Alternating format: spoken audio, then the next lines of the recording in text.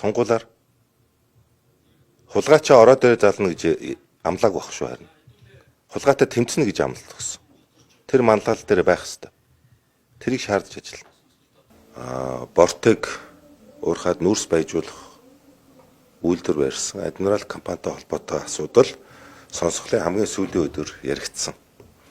За энэ дээр тухайн ордын нүүрс борлуулалтын монопол гэрээг баяжуулах үйлдвэр барих гэдэг халхавчаар адмирал компанид өгсөн гэх асуудал хөндөгдсөн.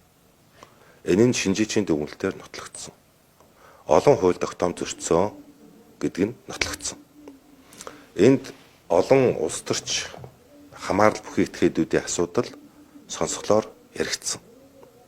Энэ дотор одоогийн улсын их хурлын дарга гэрчээр дуудагдсан өөр ирээгүй.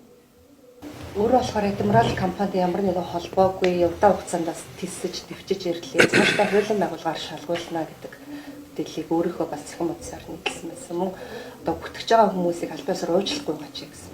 Тийм шиг. Намайг бүтгэж ийн гэж өөрөө хэлж байгаа юм байхгүй байна шүү дээ. Тэр мэдгдэлтэй одоо инхвэр намайг бүтгэсэн инхвэрийг шүүхэд өгнө гэж үг гэсэн байхгүй л шүү дээ.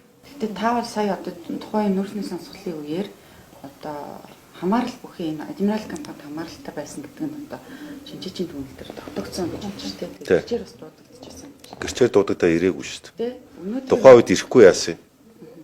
Ирээд хариулахгүй яасан. Артемийн төлөөллийн дэд байгууллага юм. Одоо нэг хэвлэлээр мэдгдэл гаргаад юу болох юм? Өөрөө тэр шинжээчийн гаргаж байгаа нотлох хөрөмтөн дээр үнэн мөнөө ирээд тайлбар өгөх ёстой байсан шүү дээ. Тэгээд тухайн үед зүхтаж алга болчиход. Тэгээд одоо энэ хэвлэлээр гараа баримтууд бол дандаа их сурвалжтай баримтууд шүү дээ. Тэр 30 сая долларын баримтанд тайлбар хийх хэрэгтэй шүү дээ. 30 сая доллар гэдэг чинь одоо 100 тэрбум төгрөг шүү дээ. 100 тэрбум төгрөгийн авилгын баримт гэдэг чинь зүгээр асуудал муу юм.